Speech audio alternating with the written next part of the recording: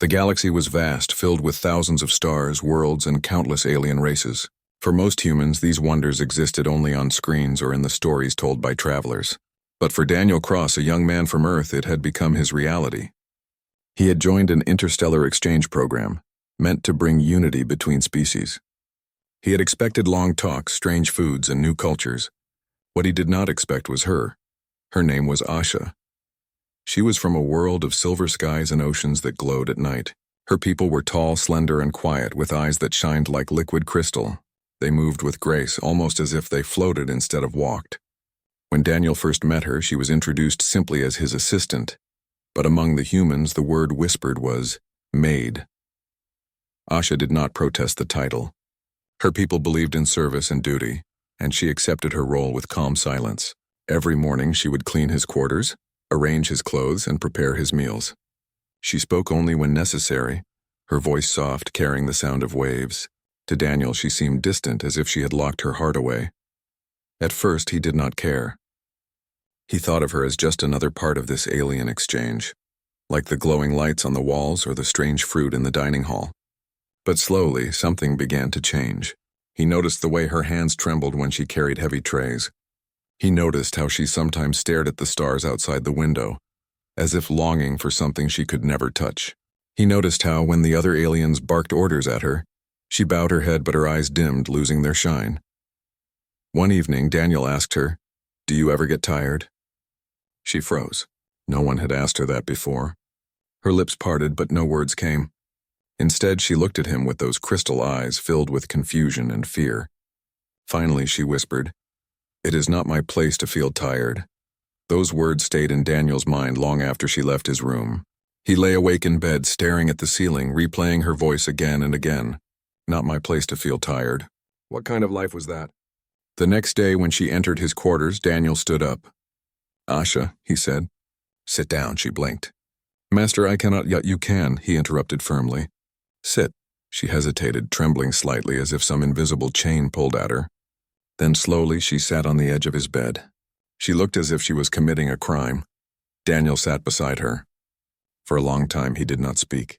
He only sat there, letting the silence fill the space between them. Finally he said, "You're not just here to serve me. You're not a machine, you're you." Her hands curled into her lap, gripping her robe tightly. Her shoulders shook. Then, in a voice so faint it was almost lost in the air, she whispered, "If I stop serving, I have no worth." Daniel felt something break inside his chest.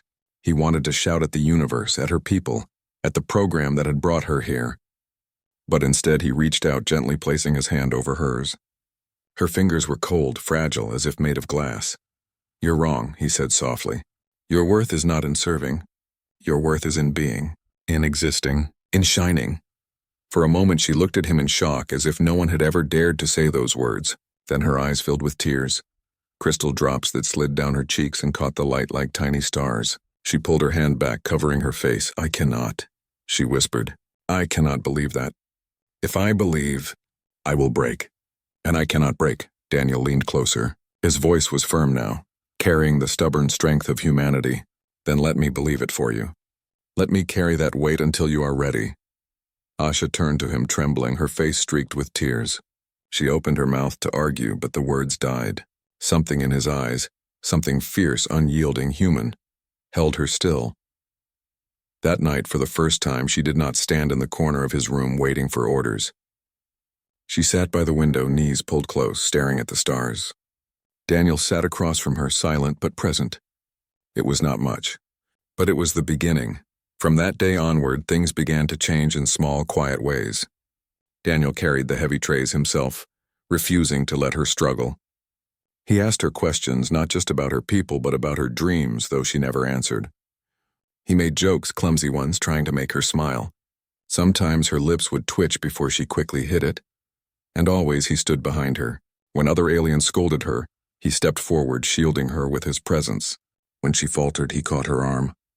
When she tried to vanish into silence, he pulled her gently back with words. It was like walking behind someone carrying a heavy burden. She wanted to fall, to break under the weight, but Daniel's hands were always there, holding her steady. She could not escape him.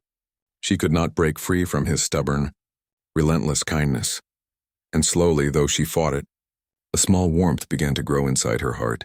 For the first time in her life, Asha began to wonder, what if I am more than a servant? What if I am more than duty? What if I am free? The days that followed were not easy for Asha. She had spent her whole life believing that her only value was in obedience. Her people had trained her since childhood to bow, to serve, to keep silent. To question that was like walking on broken glass. Every step hurt. Every thought felt dangerous. Yet Daniel was relentless. He never forced her, but he never gave up. He spoke to her like she mattered. He looked at her like she was someone, not something. And that frightened her more than cruelty ever had. One morning, she entered his quarters carrying his breakfast tray. Daniel was already awake, standing by the window, the stars shining beyond him. He turned and smiled. "Good morning, Asha." She froze. No one had ever greeted her like that. Masters gave commands. They did not give warmth. She lowered her eyes quickly, whispering, "Good morning, Master." "Not Master," Daniel said softly. "Just Daniel." Her hands trembled. The tray rattled in her grip. She wanted to obey, but the words stuck in her throat. She set the tray down and whispered again, "Yes, Master." Daniel sighed but did not argue. He knew change would take time. Instead, he pulled out a chair for her. "Sit with me." She shook her head quickly. "I cannot." "You can," he insisted. "I want you to." Her heart raced. She looked at the empty chair, then at his face. There was no command there, only invitation. That made it harder. Obedience was simple. Choice was terrifying. Slowly, like a bird stepping into open air, she sat. They ate in silence for a while. Daniel tried to act normal, breaking bread, sipping water, but he kept watching her out of the corner of his eye. She sat stiffly, hands folded in her lap as if expecting punishment at any moment. Finally, he asked, "Do you like it here?" Her eyes widened. She stared at him in shock. No one had ever asked her if she liked anything. She opened her mouth, but no words came. Daniel leaned closer. "It's a simple question, Asha. Do you like it here?" Her lips trembled. Then, very softly, she whispered, "No." Daniel's chest tightened. "Then why stay?" Her voice broke. "Because I must." The pain in those 3 words hit him like a knife. He wanted to shout, to break the chains that held her, but he could not. Not yet. Instead, he whispered back, "Then I will stay with you." "As long as you must, I will be here." Her eyes filled with tears, but she turned away quickly, wiping them before he could see. She wanted to believe him, but hope was dangerous. Hope was the cruelest chain of all. That afternoon, they were called to the central hall. The exchange program gathered humans and aliens together to promote harmony, but it often felt more like a display. Humans were shown as curious newcomers, while alien servants like Asha were treated as shadows. As Daniel entered with Asha walking silently behind him, he noticed how other aliens glanced at her. Some smirked, others sneered. To them, she was not a person. She was property. When one tall alien with scaled skin reached out and grabbed Asha's arm, Daniel's patience snapped. "She's with me," he said sharply, pulling her back. The alien laughed. "Then control her better. She walks too slowly." Daniel stepped forward, eyes blazing. "She walks at her own pace. And I'll never control her." A hush fell across the hall. Every eye turned toward him. A human challenging an alien openly, it was dangerous. But Daniel didn't care. His heart burned with anger. Beside him, Asha trembled. She wanted to pull away, to hide, to sink back into silence. But Daniel's words echoed inside her. She walks at her own pace. For a moment, she felt something stir in her chest, something like pride. Later, when they returned to his quarters, Asha could not stop shaking. She turned on him, her eyes filled with fear. "Why did you do that?" "You will be punished." "They will punish you!" Daniel looked at her calmly. "Maybe, but I won't let anyone treat you like less than what you are." Her voice cracked. "I am less." "No," he said firmly. "You are not, and I will keep saying it until you believe me." She stared at him, chest rising and falling quickly. She wanted to argue, but her voice broke. Instead, tears spilled down her cheeks, hot and endless. She covered her face with her hands. Daniel stepped closer, carefully pulling her hands away. "Asha," he whispered, "you don't have to hide from me." Her crystal eyes shone with pain and confusion. Why do you care?" He smiled sadly. "Because I'm human, and humans don't stop caring even when it hurts." Those words broke something inside her. For years she had locked her heart in iron chains, but his words struck like fire, melting the metal, leaving her vulnerable. She wanted to run, but her body would not move. Daniel wrapped a blanket around her shoulders and guided her to sit by the window. He did not speak again. He simply stayed beside her, watching the stars. His presence was steady, like a wall she could lean on. For the first time in her life, Asha let herself cry without hiding. And Daniel, silent and strong, stayed with her until her tears finally ran dry. That night, when she lay down to rest, her thoughts swirled. She remembered his anger in the hall, his steady hand pulling her back, his voice saying she was not less. She remembered the warmth of the blanket he had wrapped around her. For the first time in her life, she wondered if maybe, just maybe, she was worth more than chains. Asha woke the next morning with heavy eyes. She had cried more than she ever had in her life. Her chest still ached, but it also felt lighter, as if a storm had passed and left behind clear skies. She sat up slowly, unsure if it had been a dream. But then she saw the folded blanket beside her, neatly placed by Daniel. It was real. She rose quickly, smoothing her robe, trying to return to her old routine. She prepared the room, arranged his clothes, and began cooking the simple meal.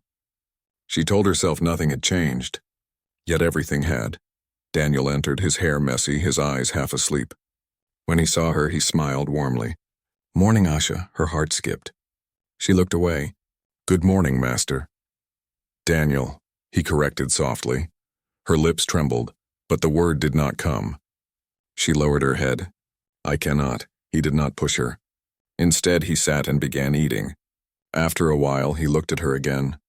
"Will you sit with me?" She hesitated. The chair beside him felt like a mountain. But she remembered last night, the stars, the warmth, the steady silence. Slowly, carefully, she sat. They ate together in quiet, but it was not the same silence as before. It was softer, safer. Daniel did not look at her as a servant, but as someone who belonged at his side. She tried to ignore the feeling, but deep inside it warmed her. Later that day, the exchange program arranged a tour of the alien city. The humans and their assigned assistants walked together through wide streets lit by glowing orbs. Towers of glass rose into the sky, and strange creatures moved about, their bodies shimmering with colors. Daniel walked with Asha at his side. She stayed close, her eyes lowered, but she could feel the stares of others. Some looked at Daniel with curiosity, some with scorn, and when their eyes shifted to her, she felt the old weight return, like chains around her heart. At a market square, a group of merchants called out to them, showing bright fabrics and strange food. Daniel stopped to look, interested. Asha stood silently behind him as she was taught. But then one merchant, a thick-bodied alien with rough scales, pointed at her. "Is she for sale?" the alien asked with a grin. Asha's blood turned cold. She bowed her head quickly, praying Daniel would not answer. But his voice came sharp and angry. "She's not for sale. She's not property." The merchant laughed. "Everything is property, human. Especially her kind." Daniel stepped forward, fists clenched. "Not to me. She's free." The words rang across the square. People turned. Aliens whispered. Asha's heart pounded. She wanted to run, to hide, to stop him from saying more. This was dangerous, the merchant sneered. "Then you are a fool. Free servants break. Free servants betray. Then I'll take the risk," Daniel shot back. Silence fell for a moment. Then the merchant shrugged and turned away, muttering about foolish humans. The crowd slowly moved on. Asha stood frozen, trembling. She could not believe what he had said. She's free. The words echoed in her mind, shaking her to the core. When they returned to their quarters, she finally spoke, her voice sharp with fear. "Why did you say that?" "You will bring trouble. They will punish you." "They will punish me?" Daniel looked at her firmly. "I said it because it's true. You deserve to be free." Her hands shook. "But I am not free." "I cannot be free." "Yes, you can," he insisted. "Maybe not today, maybe not tomorrow.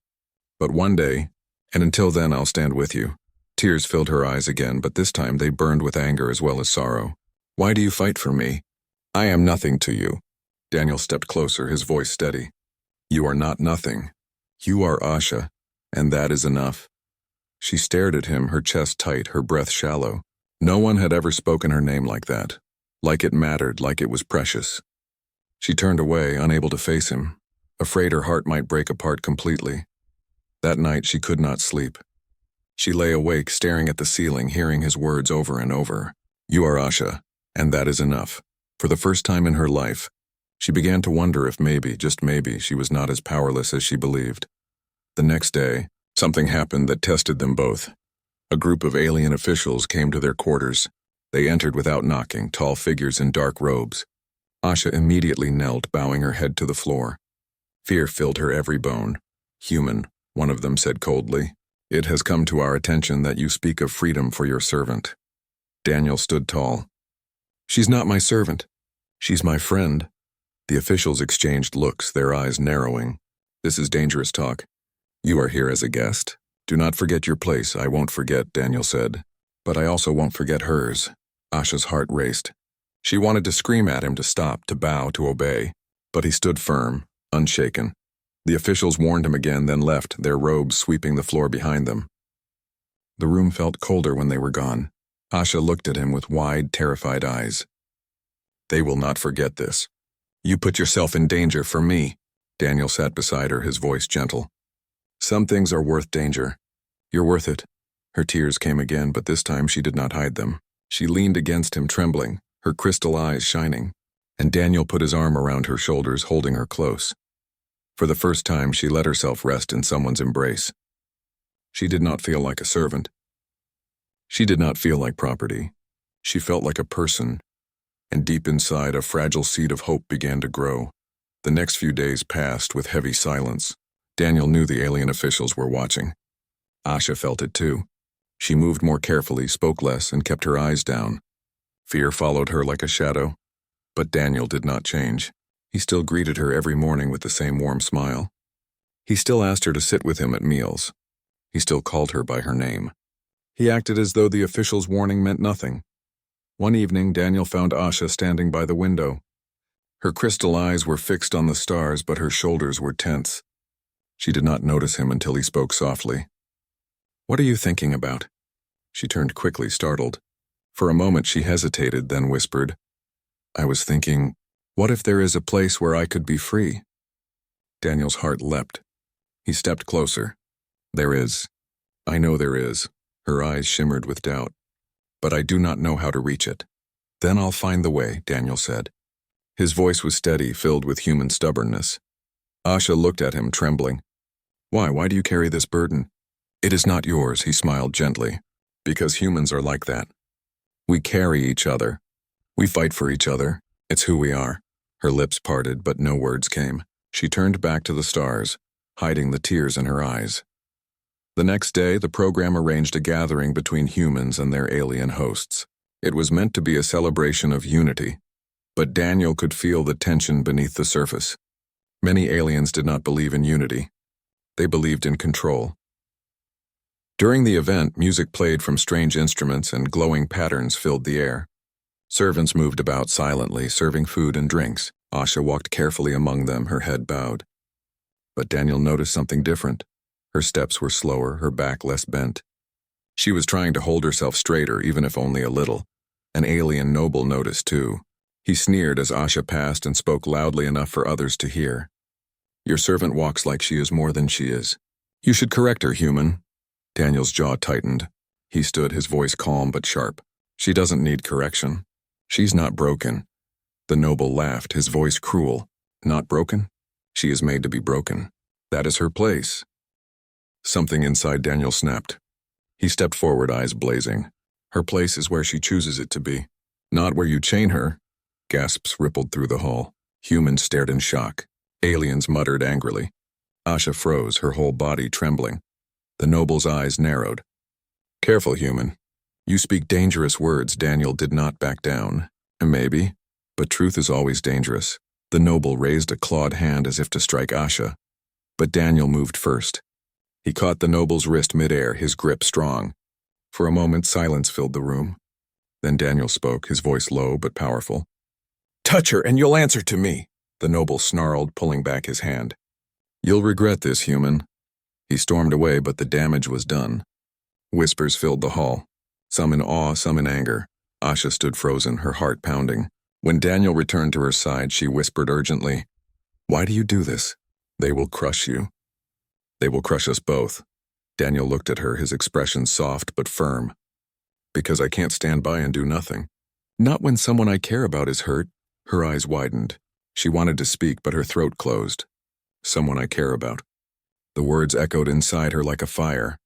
That night, back in their quarters, Asha finally broke the silence. She turned to Daniel, her hands trembling. You should not care about me. It will destroy you. He shook his head. It won't destroy me. It will make me stronger, her voice cracked. But I'm not strong, I am weak.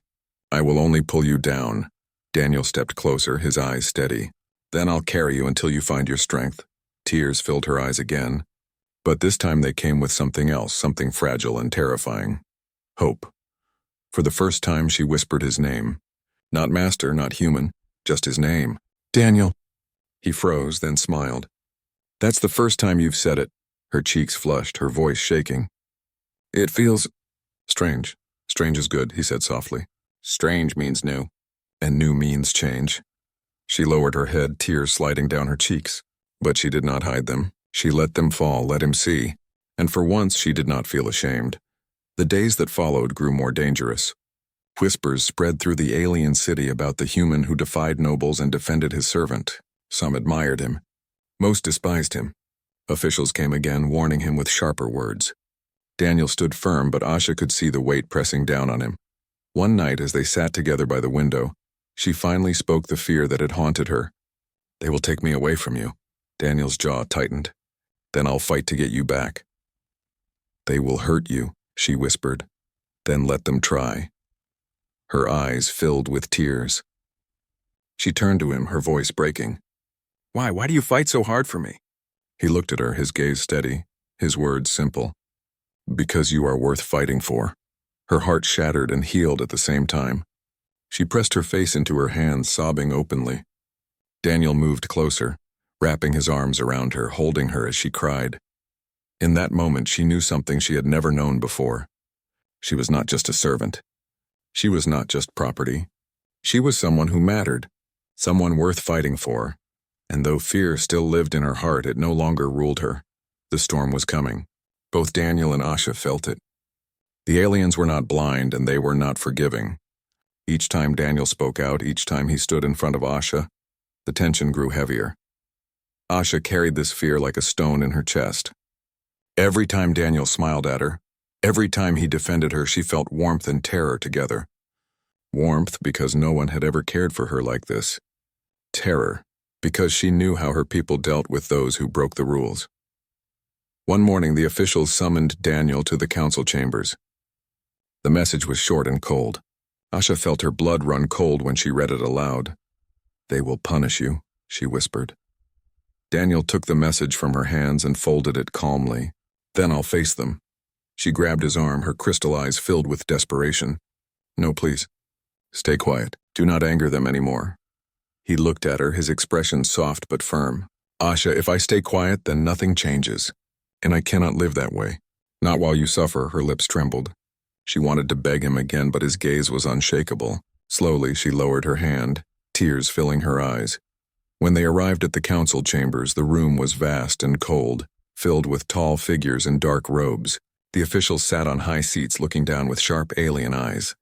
Human Daniel. The leader spoke, his voice echoing. We have heard disturbing reports. You defy our nobles. You speak of freedom for servants. You insult our order. Daniel stood tall. I speak truth. Servants are not tools. They are people. And people deserve freedom. A murmur rippled through the chamber. The official's eyes narrowed. You forget your place. You are a guest here. You have no right to question our ways. Daniel's jaw tightened. I may be a guest, but I am also human. And humans don't turn away from what is wrong. A heavy silence followed. Then the leader's voice grew colder. If you continue, you will be punished. And the one you protect will be punished with you. Asha gasped. She fell to her knees, her voice breaking. Please do not punish him. I will obey. I will serve. I am nothing. Please spare him. Her words cut through Daniel's heart. He turned quickly, kneeling beside her, lifting her chin gently. Asha, stop. Don't say that. You are not nothing. Tears streamed down her face. If I say it, maybe they will let you go. Daniel shook his head firmly. No, I don't want freedom bought with your chains. I want freedom for both of us." The officials slammed their staffs against the floor, their voices sharp. "Enough, human, you test our patience." "Leave now before we change our minds." Daniel helped Asha to her feet. He turned back to the council, his voice calm but strong. "You can threaten me. You can watch me. But you cannot make me believe a lie. She is not your property. She is Asha, and one day she will be free." He led her out of the chamber. The heavy doors closed behind them, but the echo of his words remained. That night, Asha could not stop shaking. She sat by the window, hugging her knees, her tears falling silently. Daniel sat beside her, but she did not look at him. Finally, she whispered, "Why? Why do you risk everything for me? I am afraid every moment. I cannot fight like you. I cannot stand like you. I am weak." Daniel's voice was gentle. "You think you're weak because they told you that your whole life. But I see strength in you, Asha. I see it when you keep going even when you're afraid. I see it when you stand even when your heart trembles. That's strength." She turned to him, her eyes wet. "But what if they take me away?" His hand tightened around hers. "Then I'll come for you. No matter where. No matter how far. I'll find you." Her heart ached at his words. She wanted to believe, but fear still clung to her. "You cannot fight a whole world." Daniel smiled sadly. "Maybe not, but I'll still try." Silence filled the room. The stars outside shone brightly as if listening.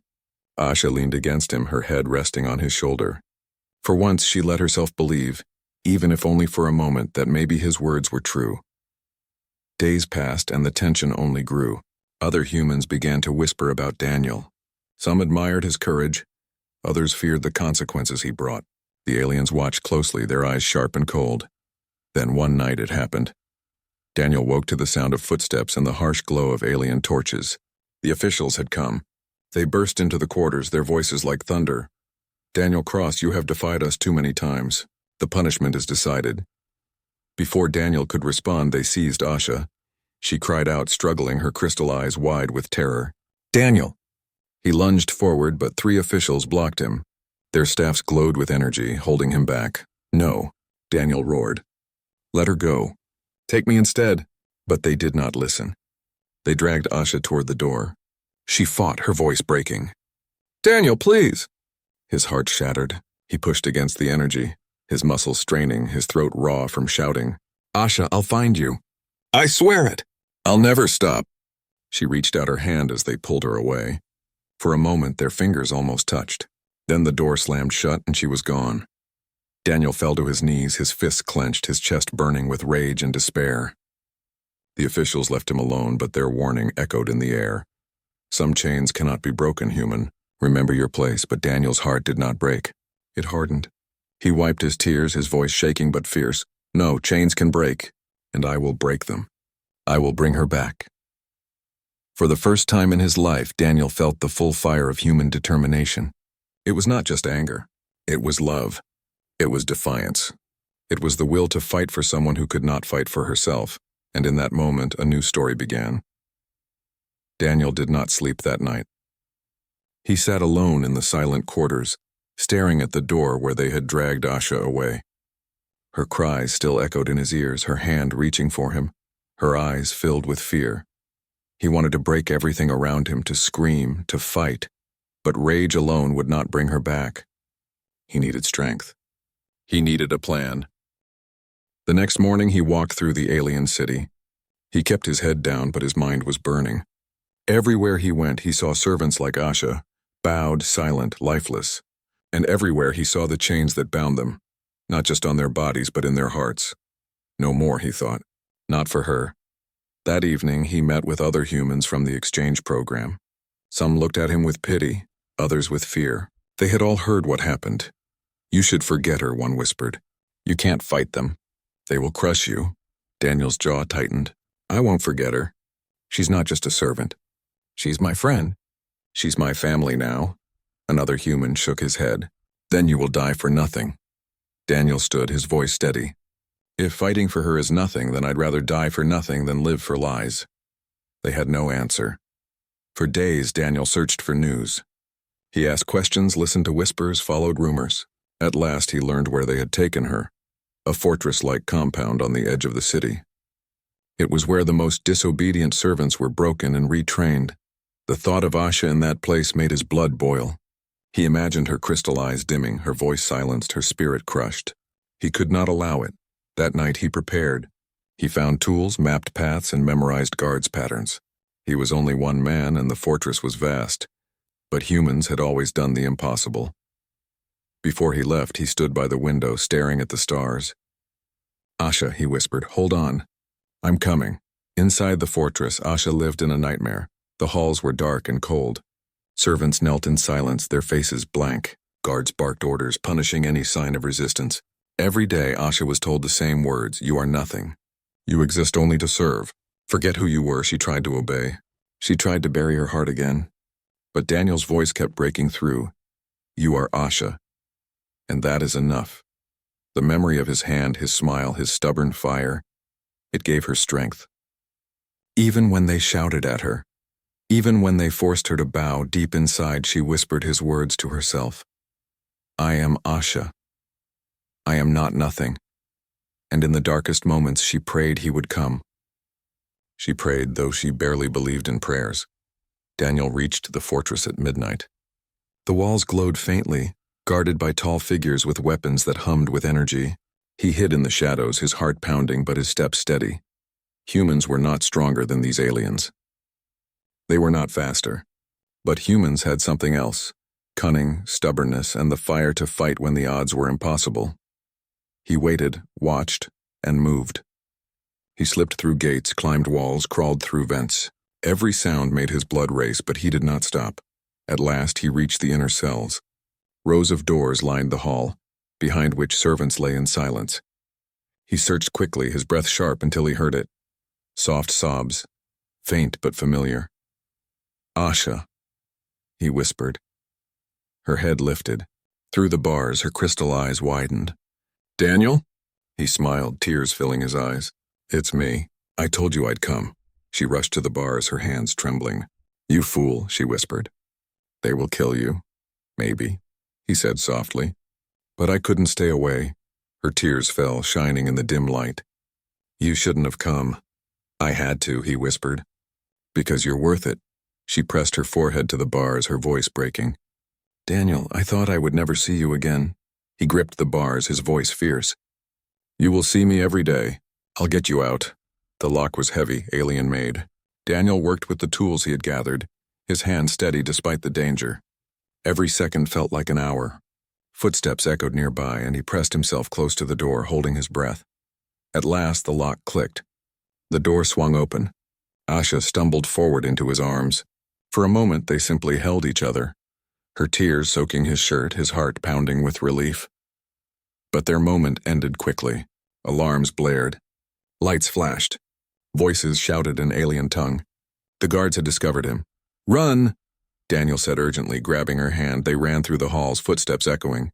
Guards appeared, blocking paths, but Daniel fought with everything he had. He was not trained, not strong like them, but he was desperate, and desperation made him unstoppable. He struck, he dodged, he pulled Asha behind him. She cried out, trying to shield him, but he refused to fall. At last, they reached the outer wall. The gates loomed ahead, glowing with power. Guards closed in from all sides. Asha turned to him, her eyes filled with fear. "We cannot make it," Daniel squeezed her hand. "Yes, we can." "We have to," the guards charged. Daniel stood in front of her, his body trembling but his spirit unbroken. "Stay behind me," he said. No matter what, the fight was brutal. Energy blasts scorched the air, weapons clashed, shouts filled the night. Daniel fought like a man possessed, every strike fueled by love and rage. But he was only human. His arms grew heavy, his body burned with pain. A blow sent him crashing to the ground. "Daniel!" Asha screamed, rushing to him. He forced himself up, blood on his lips, his eyes fierce. "Run, Asha, please, be free." She shook her head, tears streaming. "No, not without you." The guards surrounded them. Their leader raised his staff, energy crackling. "You cannot win, human." Daniel stood, swaying but unbroken. His voice was raw, filled with fire. "Maybe not, but I'll never stop fighting."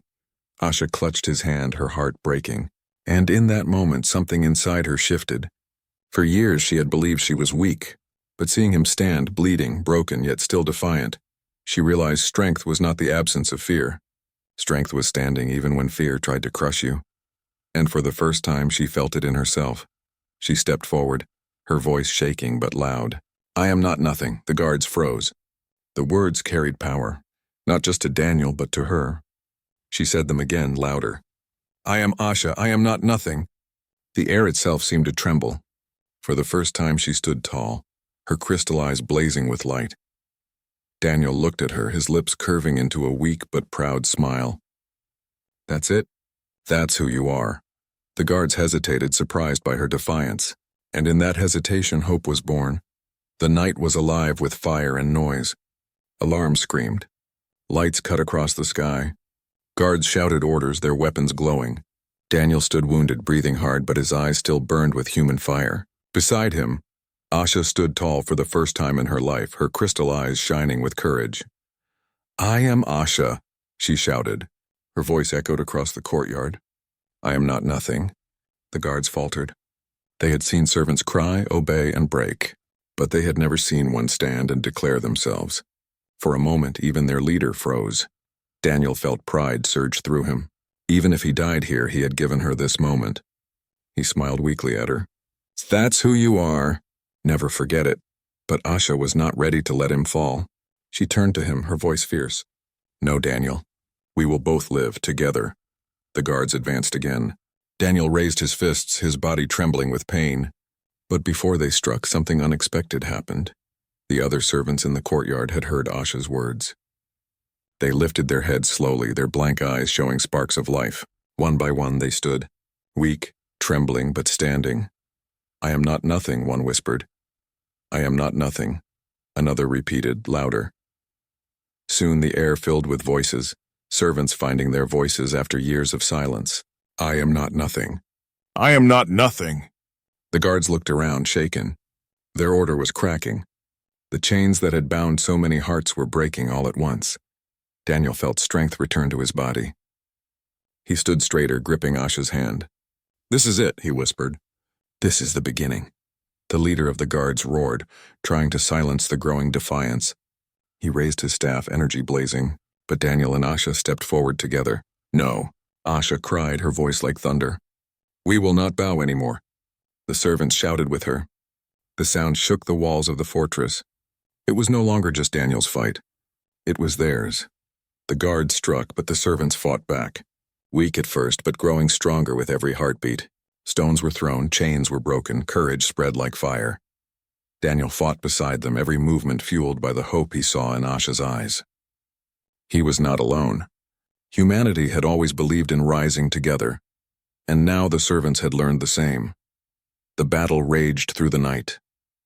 By dawn, the fortress was in chaos. The officials fled, their order collapsing under the weight of rebellion. At the center of it all stood Daniel and Asha, hand in hand, surrounded by servants who now stood free. Asha looked at Daniel, her face streaked with tears and sweat, but her eyes shining with new strength. "We did it." Daniel shook his head gently. "No, Asha, you did it. You found your voice. You found yourself." Her lips trembled. "I never would have without you." He smiled, his eyes soft. "And I never could have without you." For a long moment they stood in silence, watching the first light of the sun rise over the alien city. It felt like the world itself was new. But Daniel knew this was only the beginning. The aliens would not forget. They would fight to take back control. Yet he also knew something greater had started here. A spark had been lit, and sparks could become flames.